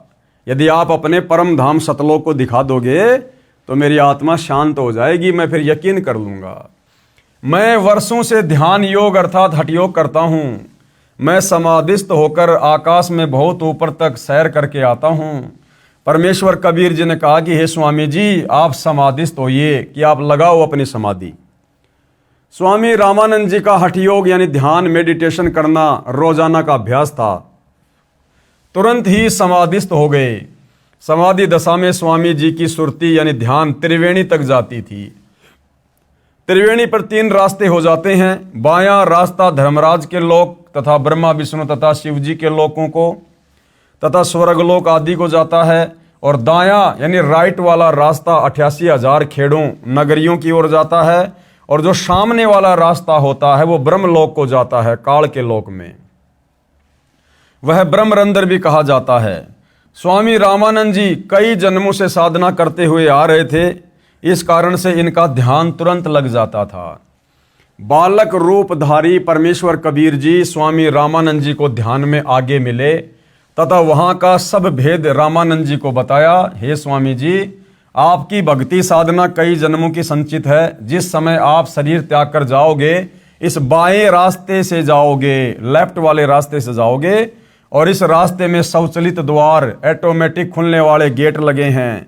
जिस भगत की जिस भी लोक की साधना होती है वह धर्मराय के पास जाकर अपना लेखा अकाउंट करवाकर इसी रास्ते से आगे चलता है। उसी लोक का द्वार अपने आप खुल जाता है, वह द्वार तुरंत बंद हो जाता है। वह प्राणी पुनः उस रास्ते से लौट नहीं सकता। उस लोक में समय पूरा होने के बाद पुनः उसी मार्ग से धर्मराज के पास आकर अन्य जीवन प्राप्त करता है, नरक में या लक 84 योनियों में या फिर से मनुष्य जीवन। धर्मराज का लोक भी उसी बाईं ओर जाने वाले रास्ते में सर्वप्रथम है। उस धर्मराज के लोक में प्रत्येक की भक्ति अनुसार स्थान तय होता है। आप स्वामी रामानंद जी की भक्ति का आधार विष्णु जी का लोक है। आप अपने पुण्यों को इस लोक में समाप्त करके पुनः पृथ्वी लोक पर शरीर धारण करोगे। ये हर अटके कुएं जैसा चक्कर आपकी साधना से कभी समाप्त नहीं होगा। ये जन्म मृत्यु का चक्कर तो केवल मेरे द्वारा बताए तत्व ज्ञान द्वारा ही समाप्त होना संभव है। परमेश्वर कबीर जी ने फिर कहा, हे स्वामी जी, जो सामने वाला द्वार है ये ब्रह्मरंध्र है, ये वेदों में लिखे किसी भी मंत्र जाप से नहीं खुलता।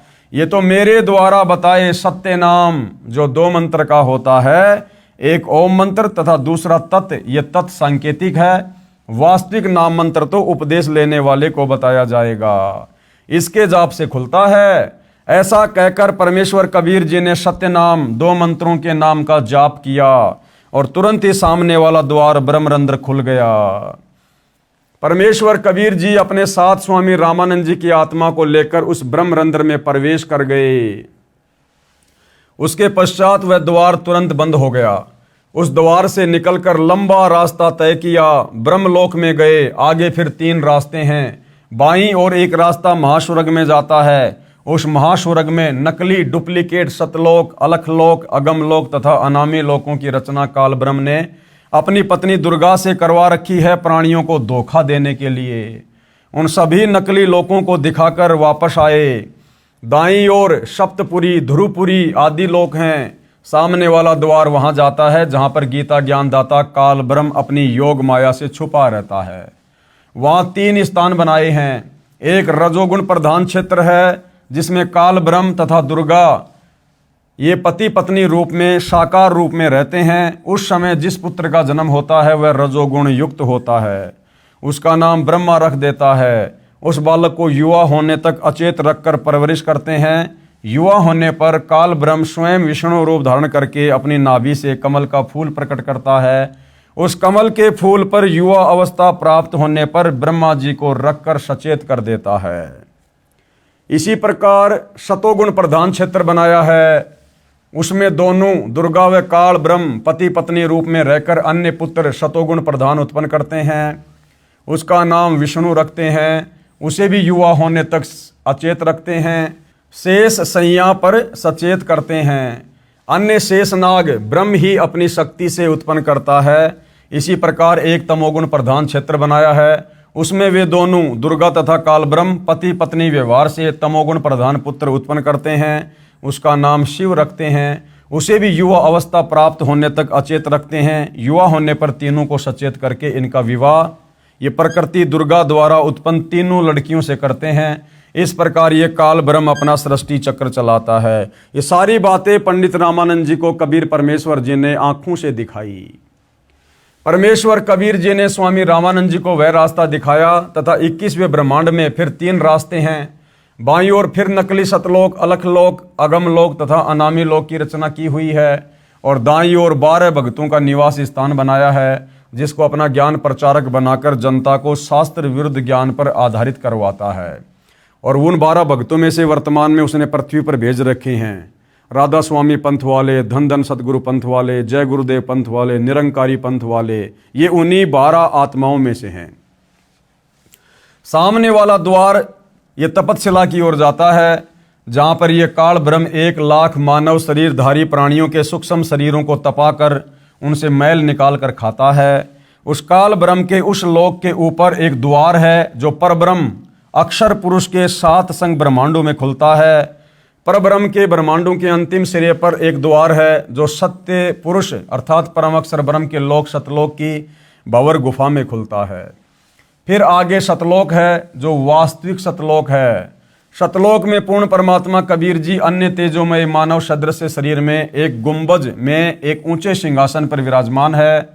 वहां सतलोक की सारी वस्तुएं तथा सतलोकवासी सफेद प्रकाश युक्त हैं। सत्य पुरुष के शरीर का प्रकाश अत्यधिक सफेद है। सत्य पुरुष के एक रोम यानी शरीर के बाल का प्रकाश 1,00,000 सूर्यों तथा इतने ही चंद्रमाओं के मिले जुले प्रकाश से भी ज्यादा है। परमेश्वर कबीर जी स्वामी रामानंद जी की आत्मा को साथ लेकर सतलोक में गए। वहाँ सर्व आत्माओं का भी मानव सदृश शरीर है, उनके शरीर का भी सफेद प्रकाश है, परंतु सत्यलोक निवासियों के शरीर का प्रकाश 16 सूर्यों के प्रकाश के समान है। बालक रूपधारी कबीर देव ने अपने ही अन्य स्वरूप पर चंवर किया जो सिंहासन पर बैठा हुआ था, जो स्वरूप अत्यधिक तेजोमय था तथा सिंहासन पर एक सफेद गुम्मद में विराजमान था। स्वामी रामानंद जी ने सोचा कि पूर्ण परमात्मा तो ये है जो तेजोमय शरीर युक्त है। यह बाल रूपधारी आत्मा कबीर यहाँ का अनुचर अर्थात सेवक होगा। स्वामी रामानंद जी ने इतना विचार ही किया था, उसी समय सिंहासन पर विराजमान तेजोमय शरीर युक्त परमात्मा सिंहासन छोड़कर खड़ा हो गया तथा बालक कबीर जी को सिंहासन पर बैठने के लिए प्रार्थना की। नीचे से रामानंद जी के साथ गया बालक कबीर जी उस सिंहासन पर विराजमान हो गया तथा वह तेजोमय शरीरधारी प्रभु बालक के सिर पर श्रद्धा से चंवर करने लगा। रामानंद जी ने सोचा ये परमात्मा इस बच्चे पर चंवर करने लगा, ये बालक यहाँ का नौकर सेवक नहीं हो सकता। इतने में तेजोमय शरीर वाला परमात्मा उस बालक कबीर जी के शरीर में समा गया। बालक कबीर जी का शरीर उसी प्रकार उतने ही प्रकाश युक्त हो गया जितना पहले सिंहासन पर बैठे पुरुष यानी परमेश्वर का था। इतनी लीला करके स्वामी रामानंद जी की आत्मा को वापस शरीर में भेज दिया।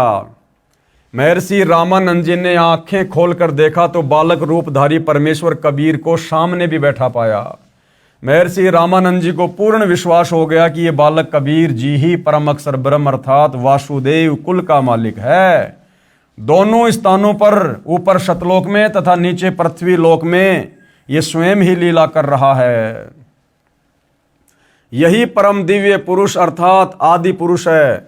सतलोक में जहां पर यह परमात्मा मूल रूप में निवास करता है वह सनातन परम धाम है।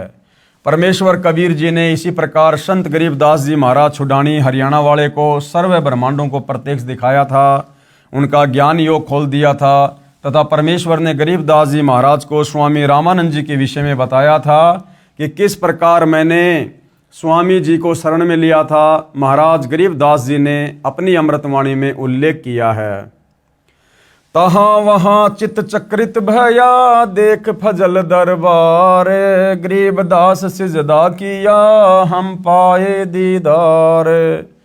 बोलत रामानंद जी सुन कबीर करतार, गरीबदास सब रूप में तुम ही बोलनहार। दहूं ठोर है एक तू भया एक से दोए, गरीबदास हम कारणे उतरे हो मग जोए। तुम साहिब तुम संत हो तुम सतगुरु तुम हंस, गरीबदास तुम रूप बिन और न दूजा अंश।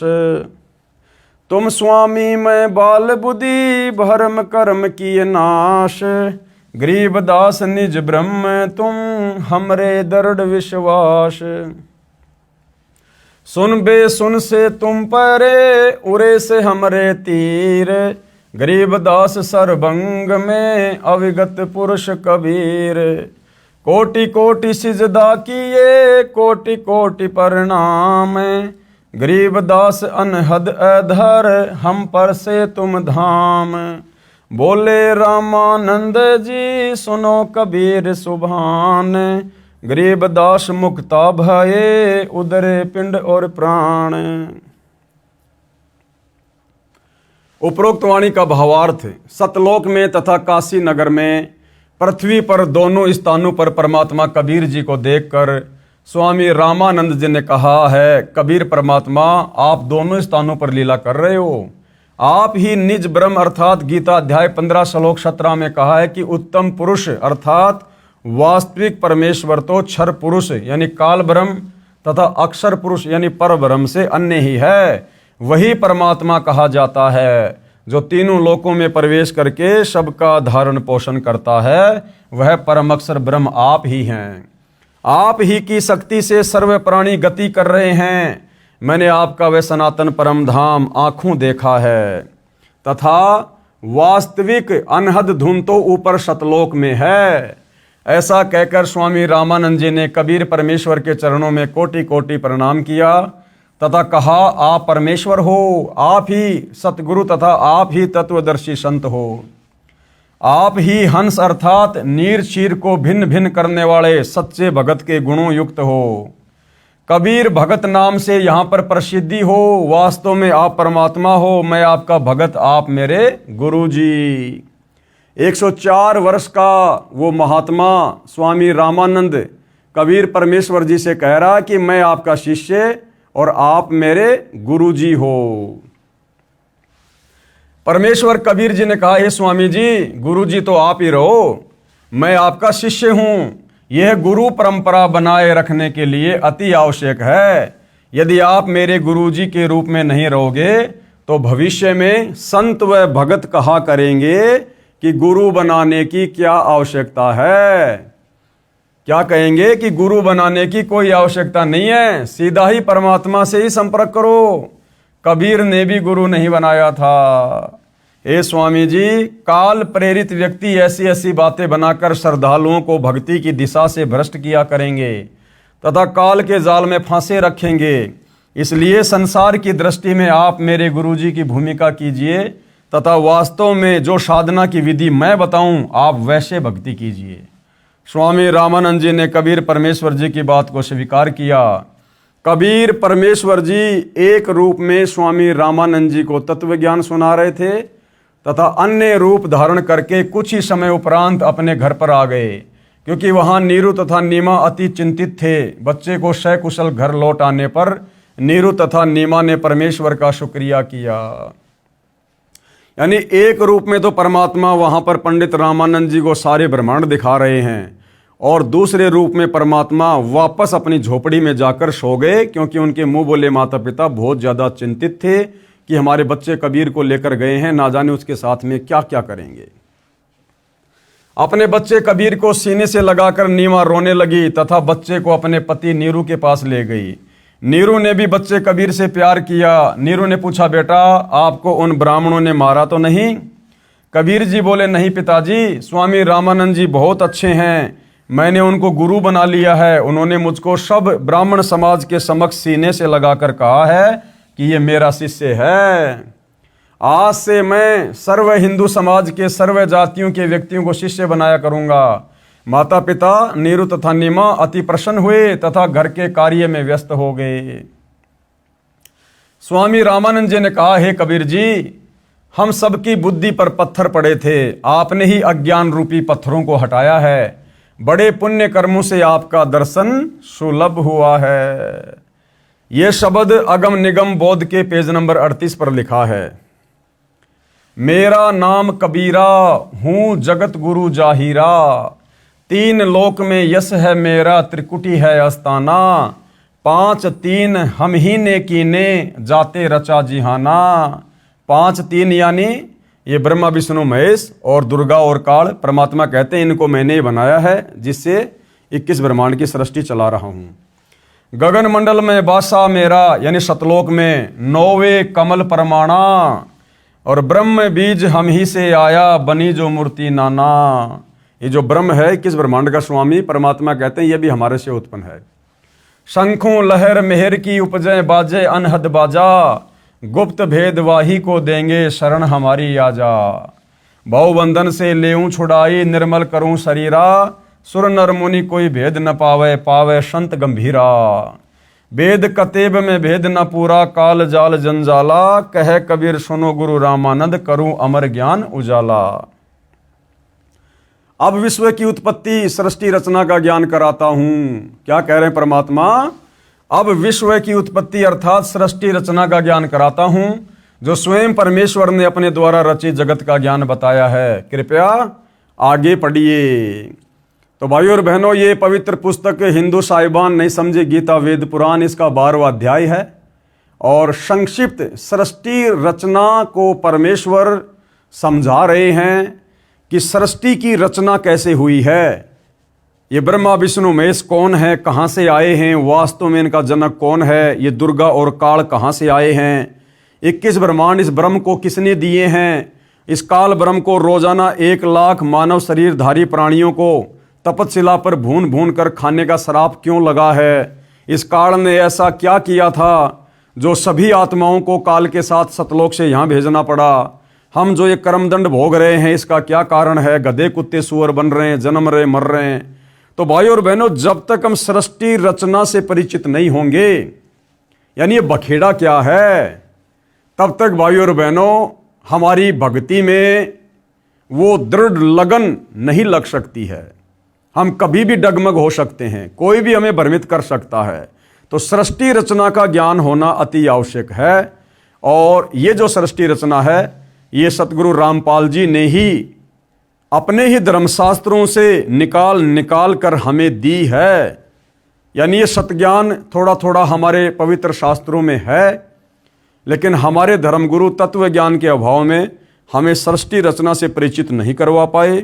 इसलिए अब पूर्णतया सृष्टि रचना से परिचित सतगुरु रामपाल जी ने करवाया है। तो भाइयों और बहनों, सृष्टि रचना के विषय में विशेष खुलासा हम कल के एपिसोड में करेंगे गुरुदेव भगवान के आशीर्वाद से, और जानेंगे कि सृष्टि की रचना कैसे हुई है। तो आज के वीडियो में गुरुदेव भगवान के आशीर्वाद से केवल इतना ही। कल परमेश्वर की सेवा में फिर हाजिर होंगे। तब तक गुरुदेव भगवान हम सबको आज्ञा दे, आशीर्वाद दे, सद्बुद्धि दे।